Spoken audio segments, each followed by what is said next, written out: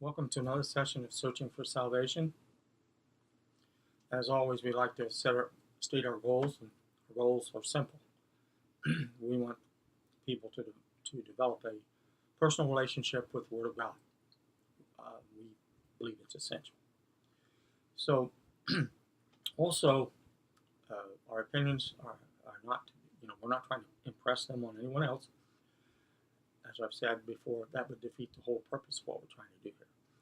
The purpose is having you open the Bible and listen to Jesus. That's the whole purpose of what we're doing here. Tonight I'm going to be talking about forgiveness. Now everybody knows that probably these two scriptures here. Matthew 6, 14, 15.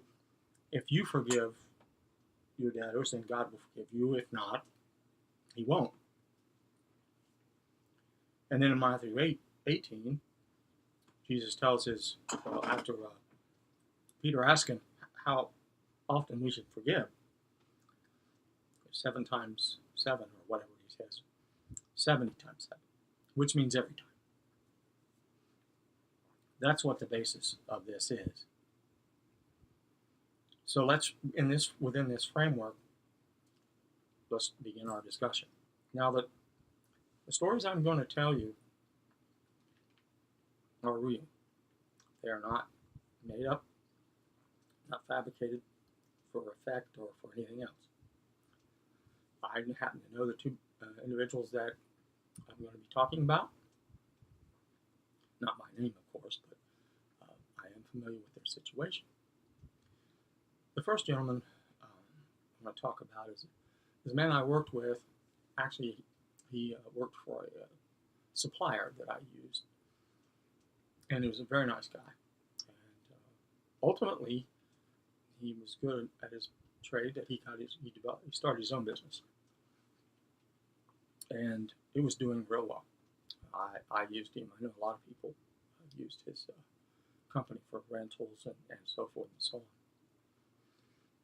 And then I took a delivery from the company, and the driver told me that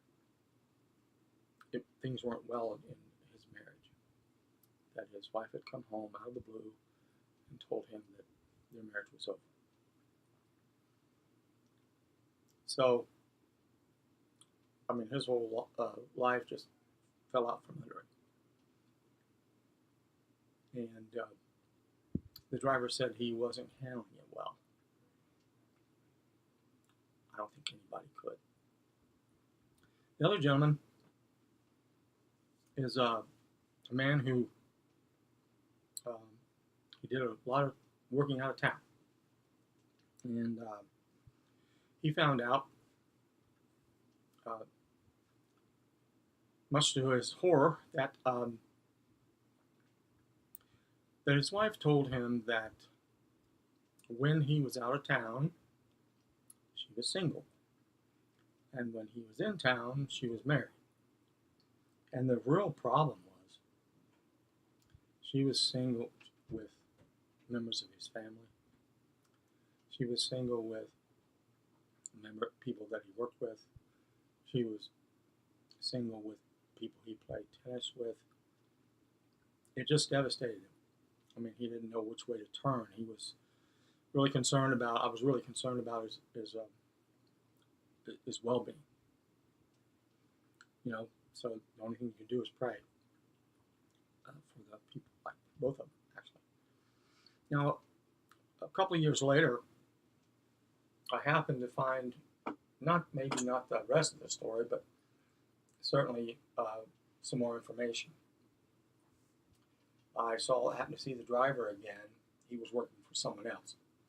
He told me that unfortunately the gentleman had lost his business, and that he was losing everything because he was gambling it all away. He just never could get over what had happened. The other gentleman, when I saw him, I almost didn't recognize him, because he was fine. He looked normal. he saw me, he grinned, and glad to see me. And I asked him, I said, well, you're different. And he laughed and said, yeah. I said, and I asked him, being a Christian myself, I said, so what'd you do? Did you find a way to forgive him? Forgive her and everyone?